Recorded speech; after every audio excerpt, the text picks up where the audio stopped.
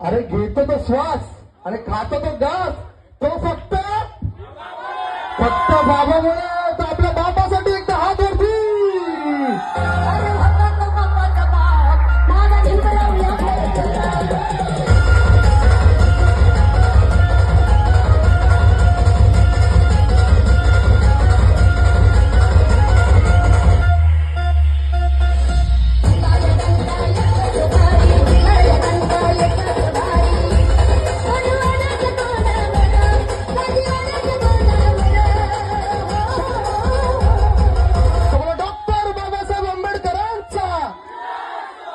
अरे आवाज कमी वाटला.